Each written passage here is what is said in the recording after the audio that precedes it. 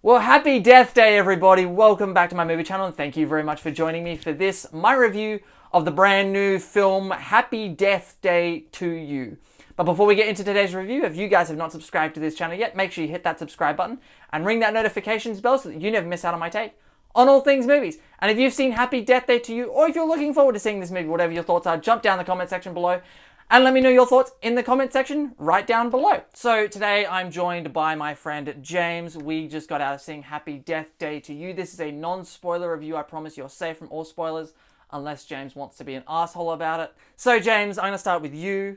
Happy Death Day to You. What did you think of the film? It's a good film. It's the best of its type. In fact, I've seen several slasher films that were made recently, and Happy Death Day to You is by far the best of them. The best one, yeah. By far. The first one was a nice surprise to me. It was one that I wasn't expecting because, I hadn't seen the first Happy Death Day until, a week ago because it was just one, I avoid scary movies. It was just one that I just kind of skipped. I thought it looked like a little throwaway movie.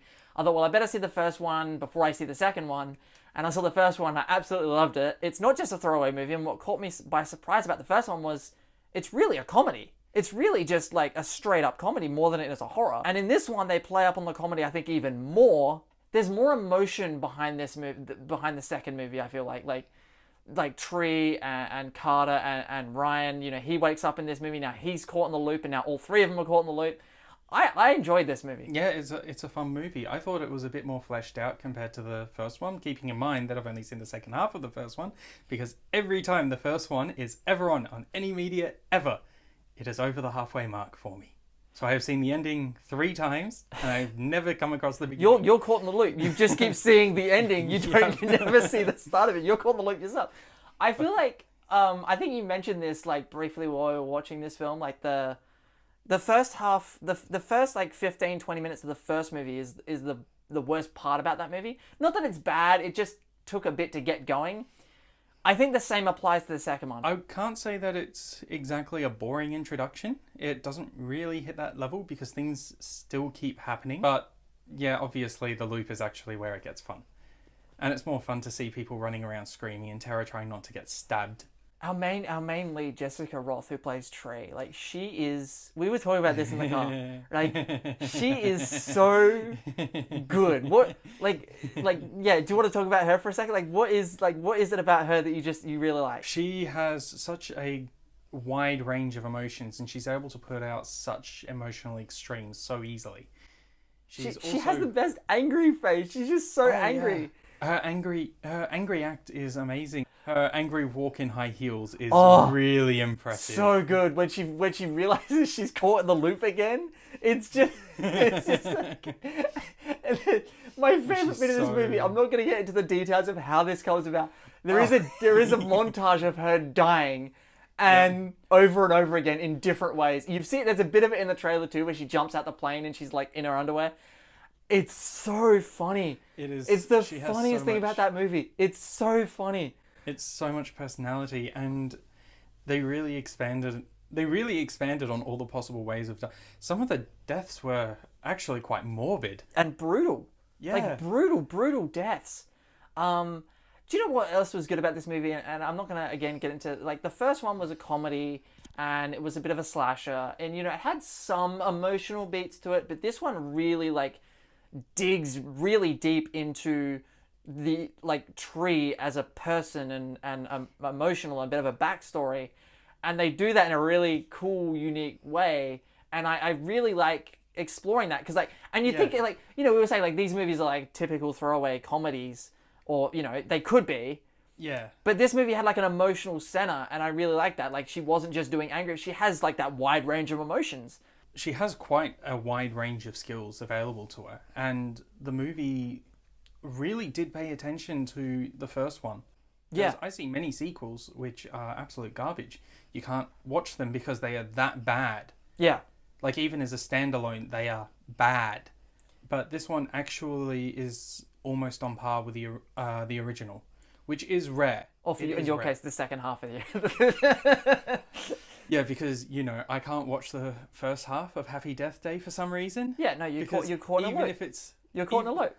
Yeah. Even if it's only starting Even It'll if still you be halfway even if through. you buy the Blu-ray, even if you buy the Blu-ray, you press play, it'll play the second half. Yeah, It never but plays the first half. it'll also only be half a disc. It's only half a disc.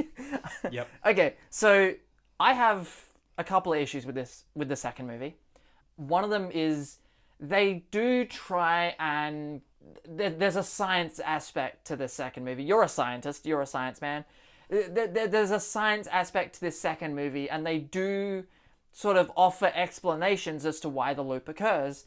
Now, look, I don't mind the way they explained it. I'm not sure that I needed an explanation, because I was saying to you in the car, especially with the first one, I like the mystery of it. I like that, okay, this is just a thing that's happened to her. You know, that's what's interesting. I like the mystery of it.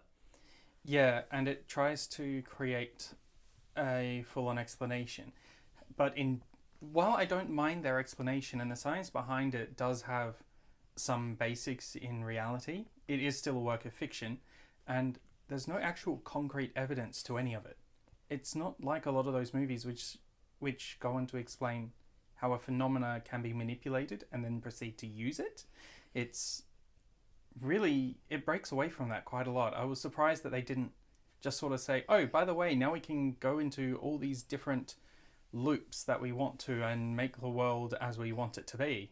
I'm glad that they didn't. I'm also glad that they didn't they didn't lean too heavy on the science talk and try and over-explain things. You know, it was just enough to, okay, we get what's happening. We get that they have to try and figure it out. And it was played for laughs a lot. Yes, like that, and that's what I like about these movies the most, is that they know that they're stupid. You know, this one takes that level of stupid to a bit of another level, like from the first one. It's like a Thor Ragnarok. Yeah, a bit like that, where it just sort of goes it gets so stupid it starts taking the piss out of itself. But you know what's funny about this one? Like it does do that, and at first I wasn't sure. At first I was like, okay, the first one like kind of, it had a line that it didn't cross, like a stupid line that it didn't cross, and this one crosses it. But I'm okay with it, because the way that it comes about, I'm okay with it. I noticed that they were deliberately setting up a sequel, and they did so, I thought, relatively seamlessly. Do you reckon this one leaves it open for a third one? I didn't get that sense. Yeah, it was in the beginning section. I can't give anyone any spoilers because I don't know if it was actually said in the trailer or not. But there is a spoiler in the first 15-20 minutes.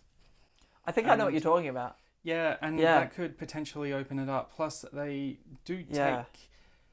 once again, I don't think I should actually say it, but they do take a particular route which opens up a lot of possibilities for sequels and spin-offs and different types of continuities. I don't know about you. I'm not sure how they would do it, and I'm not sure how good it would be, but then again, I wasn't sure after seeing the first one how good this one would be. But I would be down to see a third one. I would be, as long as it's of this quality. Like, you can tell that somebody put in the effort to make it a good film. But it has heart in it. But this is also a franchise that can only go so far. Like, you can't do... this isn't one that you could do, 6 of these films. Like, there's a point where enough is enough. You know what I mean?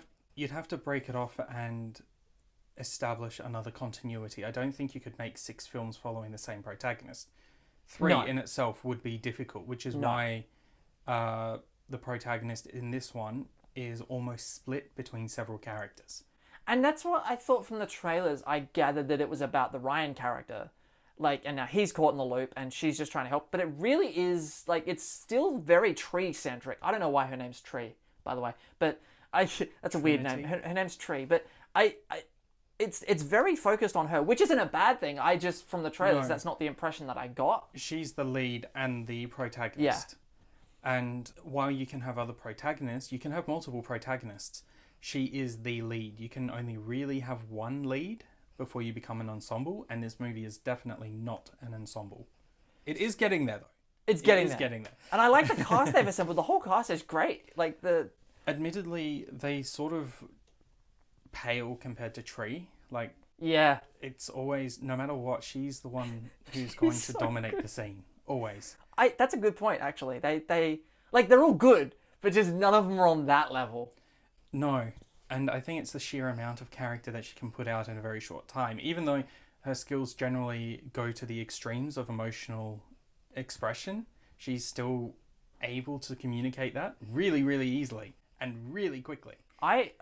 And her angry death dance. And her face and her I'm so sick of your shit face is so good. They're beautiful. They're beautiful. She's so good. I can't get over how good Jessica Roth is in this film. She's so good. So, any final thoughts on Happy Death Day to you? Watch it. Well, yeah, Buy go, it. yeah. Support it. Go I see want it. a franchise of this. I would watch a series of this, as long as they didn't go more than 3 or 4 episodes on one character. But I would watch a series of mystery deaths revolving around characters caught in loops each time. I just want her. I just want, like, she's so, oh man, I love this movie, man. I really did. I had such a good time watching Happy Death Day to you. And if you guys haven't seen, like, I know they look like little throwaway movies, but trust me, they're not. They're not little throwaway movies. They're more than that.